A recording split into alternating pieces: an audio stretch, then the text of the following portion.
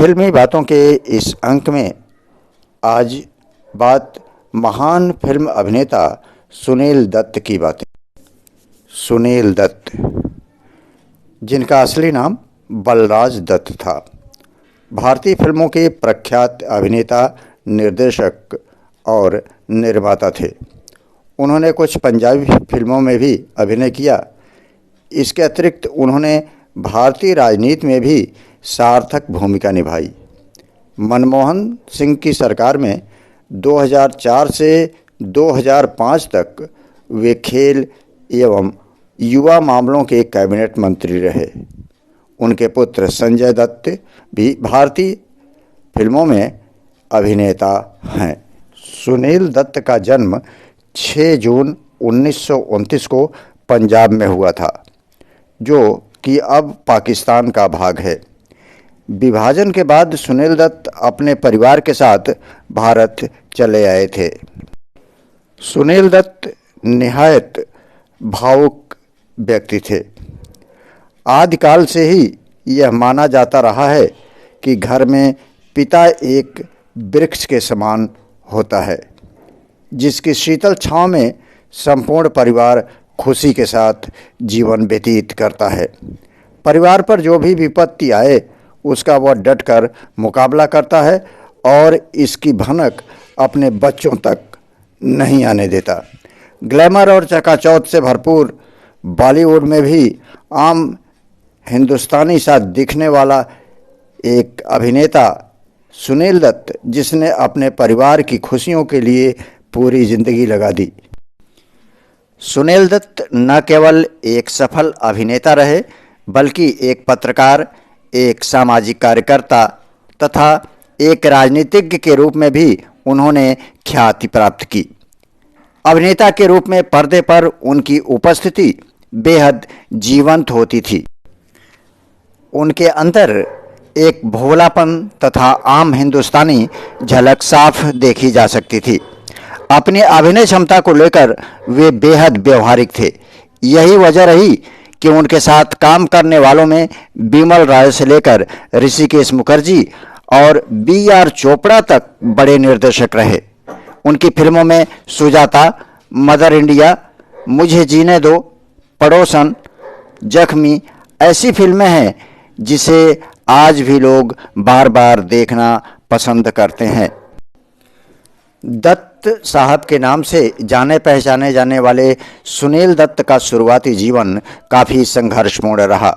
स्वतंत्रता पूर्व के भारत के पंजाब राज्य के झेलम जिले के खुर्दी गांव में जन्मे सुनील दत्त को भी विभाजन के समय लाखों लोगों की तरह भारत की ओर रुख करना पड़ा। मुंबई में रहते हुए सुनील दत्त अपने शुरुआती दिन फुटपाथ पर बिताए थे। तब वो फिल्मों में काम नहीं कर रहे थे। पैसे कमाने के लिए उन्होंने फिल्मों का रास्ता चुना, जिसमें वर्ष 1958 में हिंदी फिल्मों की मशहूर अदाकारा नरगिस से शादी करने के बाद सुनील दत्त ने फिल्मों के साथ परिवार की जिम्मेदारी को बखूबी निभाया। अपने बेटे संजय दत्त को सही शिक्षा देने और उन्हें मजबूत बनाने के लिए बोर्डिंग स्कूल भेजा, ताकि वे पढ़ लिख कर एक अच्छा इंसान बने। वे एक अच्छे पिता की तरह हर हफ्ते अपने बेटे से मिलने के लिए स्कूल जाया करते थे। किन्हीं कारणों से भटके हुए संजय दत्त को सुनील दत्त ने एक पिता के रूप में भरपूर साथ दिया। सुनील दत्त अपने बेटे संजय दत्त के साथ जुड़े रहे। जब उनका इलाज पूरा हुआ तो उन्होंने उन्हें भारत लाने के लिए स्वयं अमेरिका गए। उसके बाद वापसी के बाद पत्नी नरगिस की मौत हो गई, जिसके बाद सुनील दत्त बिल्कुल अकेले पड़ गए। फिर भी उन्होंने परिवार पर पड़ रहे विपत्तियों का डटकर सामना किया। करोड़ों प्रशंसकों के दिलों में अपनी जगह बनाने वाले सुनील दत्त अंत तक अपने परिवार की हर विपत्ति पर वट वृक्ष की तरह समान खड़े रहे। 25 मई 1905 को 74 वर्ष की आयु में मुंबई में सुनील दत्त ने अंतिम सांस ली। हाल ही में उनके परिवार को एक बार फिर उनकी ज़रूरत तब महसूस हुई जब 1993 में मुंबई बम ब्लास्ट के मामले में संजय दत्त ने खुद को टाडा कोर्ट के सामने सरेंडर कर दिया। सुनील दत्त और नरगिस दोनों जाने माने अभिनेता रहे।